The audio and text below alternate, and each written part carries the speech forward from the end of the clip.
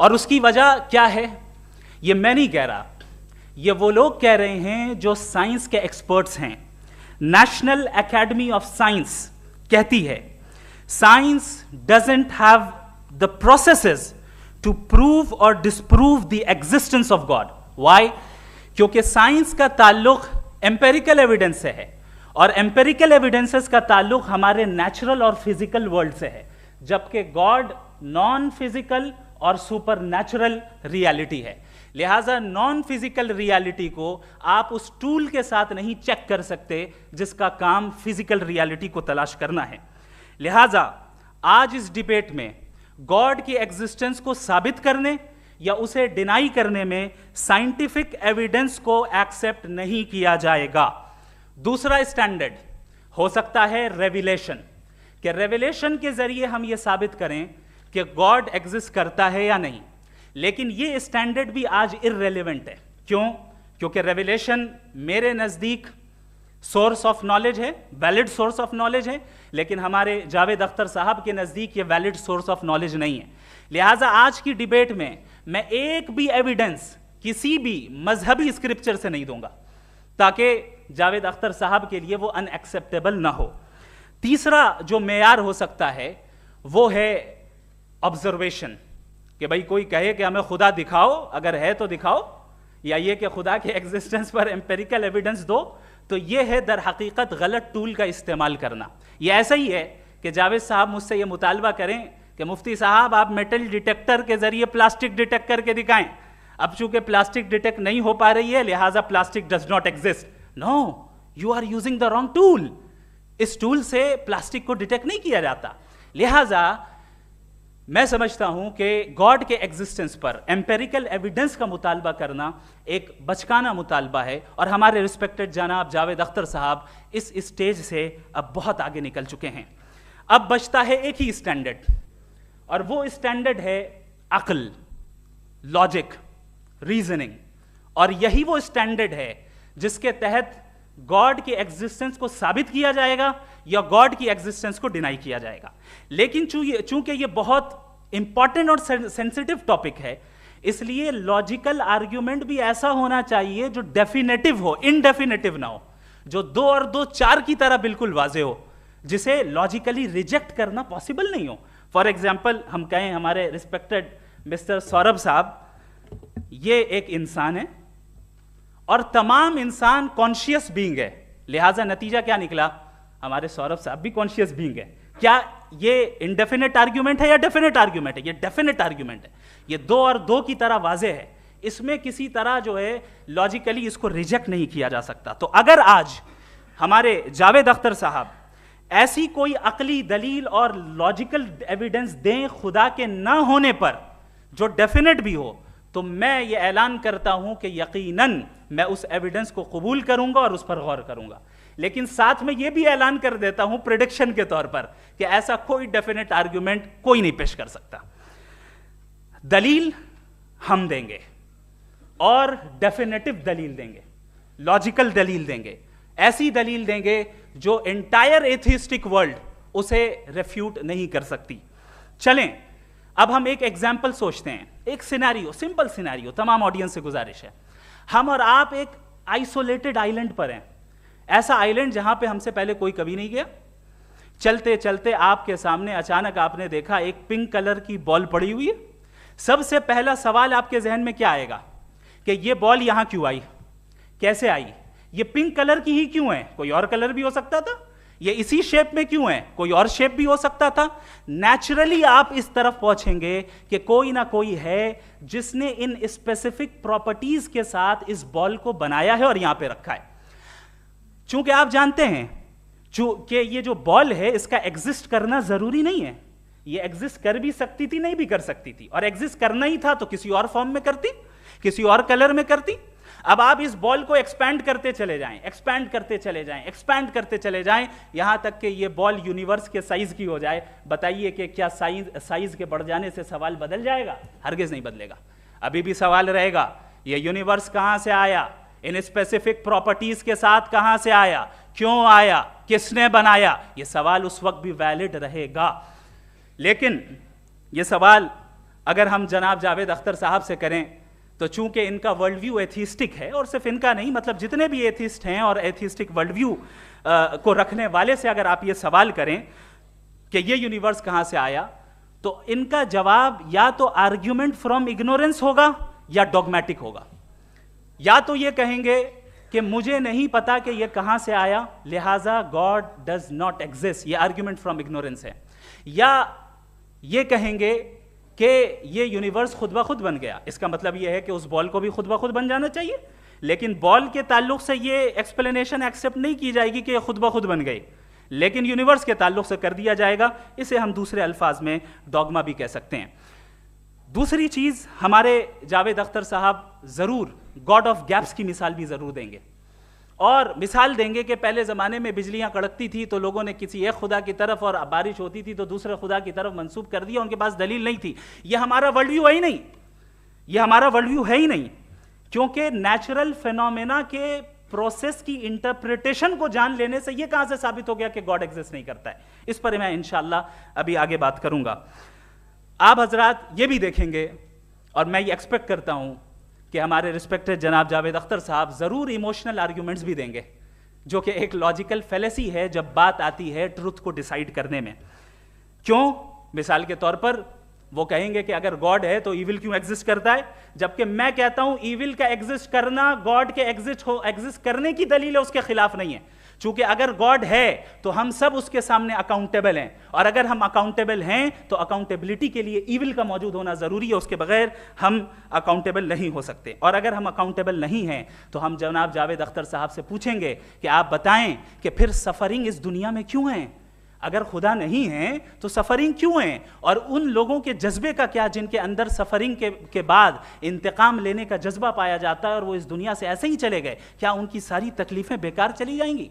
अब आ जाएं उसी एग्जाम्पल की तरफ कि बॉल, मुझसे अगर कोई पूछे इस बॉल को किसने बनाया और या इस एक्सपेंडेड बॉल को किसने बनाया, मैं कहूंगा कि चूंकि ये यूनिवर्स और इस यूनिवर्स की तमाम चीज़ें कॉन्टिंजेंट हैं। कॉन्टिंजेंट होने का मतलब ये होता है कि जो अपने एग्जिस्टेंस पे किसी के ऊपर डिपेंड करती हो, तो जाहिर है ये यूनिवर्स कॉन्टिंजेंट है। और अगर कोई चीज़ कॉन्टिंजेंट नहीं है तो मैं रिक्वेस्ट करूंगा कि मुझे दिखा दें कि कौन सी चीज़ यूनिवर्स में कॉन्टिंजेंट नहीं है, हम भी ज़रा गौर कर लें और हम भी देख लें।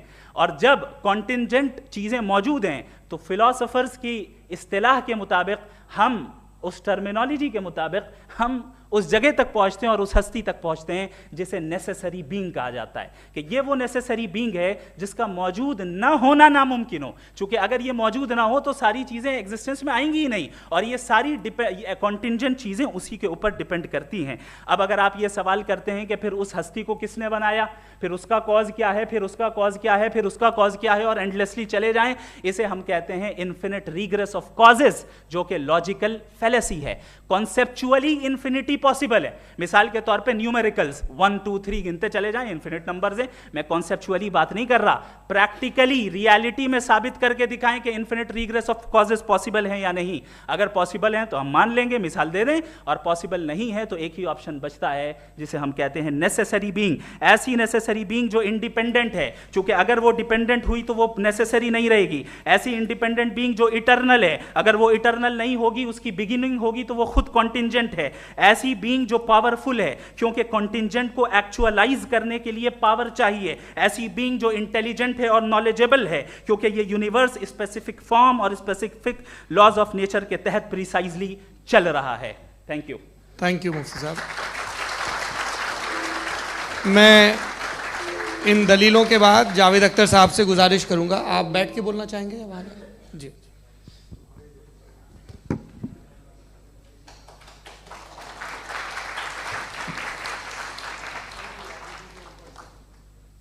पहले तो मैं मुफ्ती साहब को एक अच्छी खबर देना चाहूँगा कि मेरी नॉलेज साइंस के बारे में बड़ी मामूली है, तो आप फिक्र ना करें उसकी, लेकिन कुछ कॉमन सेंस है मुझ में।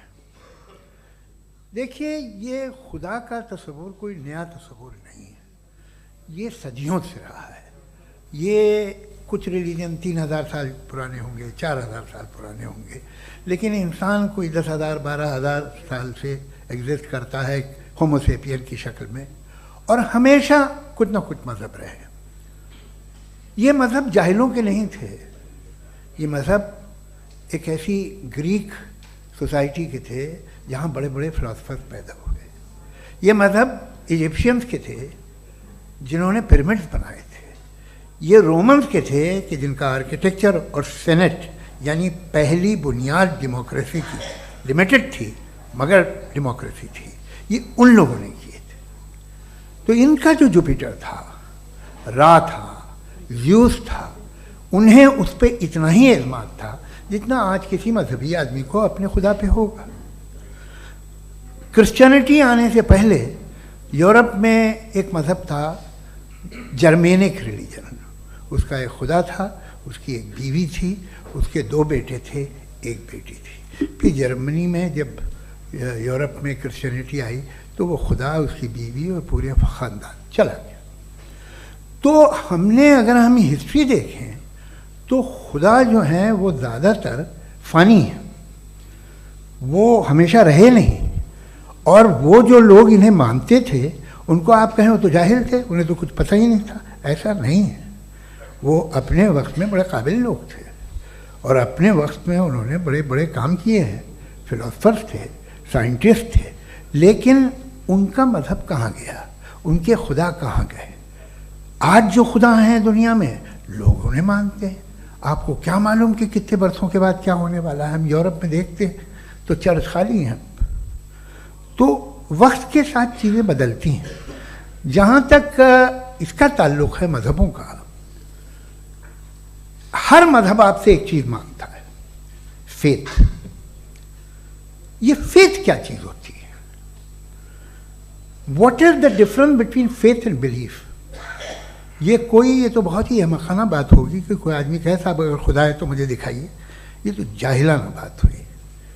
मैंने तो नॉर्थ पोल नहीं देखा है मगर मैं मानता हूँ कि नॉर्थ पोल है। मैं क्यों मानता हूँ? इसलिए कि अगर ये दुनिया राउंड है तो उसका कोई टॉप होगा। कुछ लोग हैं जो वहाँ गए भी हैं, कॉमन सेंस कहता है कि ऐसा होगा, सबूत है, गवाह है, रीज़न है। तो ये मेरा फेथ नहीं है। तो फेथ में और बिलीफ में डिफरेंस क्या है? जो मज़हब मांगता है आपसे, हर मज़हब फेथ मांगता है। फेथ का मतलब ये है कि ना कोई गवाह हो, ना कोई सबूत हो, ना कोई रैशनल हो, ना कोई लॉजिक हो, ना कोई प्रूफ हो, मगर तुम एक बात को मानो। ये है फेथ। वरना बिलीफ होता। अगर इसमें कुछ भी सबूत होते, गवाह होते, तो फिर इसे आप बिलीफ कहते। जैसे मेरा बिलीफ है कि नॉर्थ पोल है, मेरा फेथ थोड़ी है। फेथ इन तमाम शर्तों को रद्द करता है। तो फिर स्टुपिडिटी क्या है?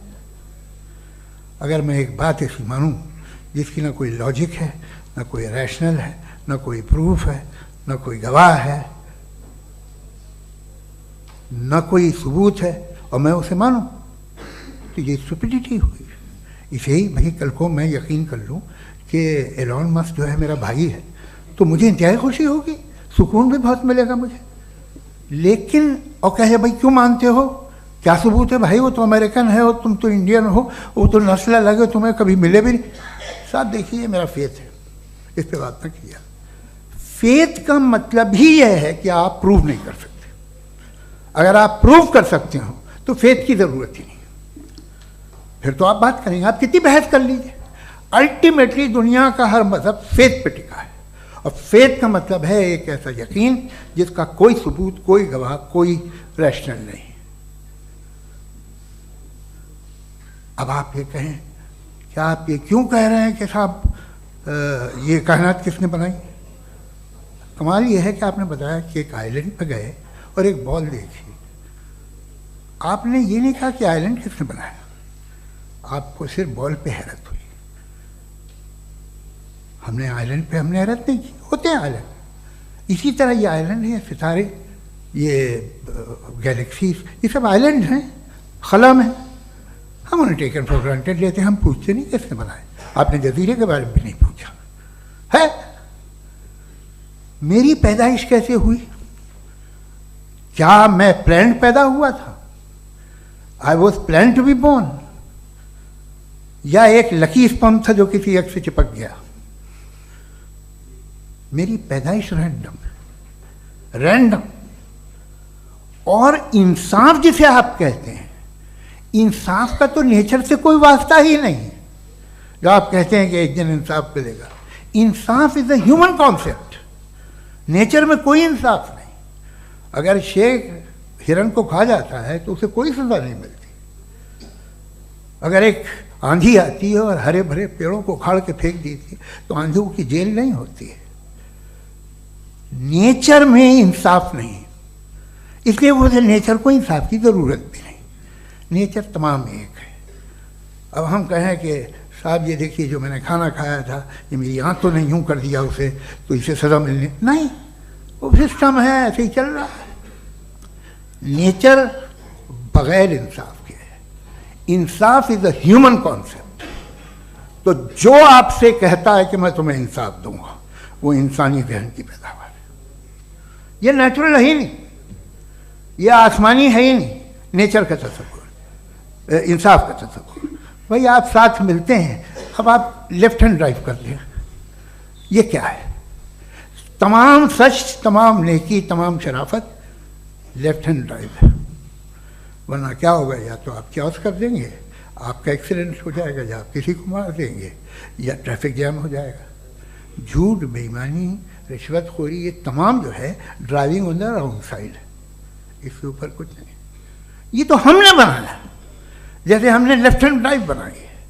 ये कॉन्सेप्ट ऑफ इंसाफ जो है ये हमारा है, इसका नेचर से कोई वास्ता नहीं। शेर खा जाता है हिरन को, उसे जेल होती है क्या? कुछ भी नहीं, है ही नहीं। तो ये जो दुनिया के रिलीजन प्रॉमिस करते हैं आपसे इंसाफ, इसी से मालूम होता है कि ये मैन मेड है। ये तसव्वुर कहीं और का है ही नहीं। जो नेचर है, कुछ लोग कहते हैं नेचर ही खुदा है, तो नेचर में तो इंसाफ नहीं कहीं। और आप वादा कर रहे हैं कि तुम्हें मरने के बाद इंसाफ मिलेगा। मुझे अगर मिलेगा तो मैं बहुत खुश होऊंगा, लेकिन मैं यकीन नहीं कर पाता हूँ, इसलिए कि मैं फेथ नहीं पैदा कर सकता। The very fact that religions demand faith, इसका मतलब है कि उनके पास जस्टिफिकेशन नहीं है। अच्छा था, फिर रिलीजन अगर मॉडरेशन में है, कोई सा भी नहीं, वो आप में कुछ खूबियाँ भी पैदा करता होगा। देखिए उससे ये फ़ायदा है, वो फ़ायदा है। अल्कोहल जो है वो ज़्यादातर दवाओं में यूज़ होती है, और एक सर्वे किया गया था अमेरिका में कि लॉन्जिटिविटी किन लोगों की है। तो एक तरफ वो लोग थे जो शराब पीते ही नहीं थे, और एक तरफ वो थे जो एक बोतल शराब रोज़ पीते।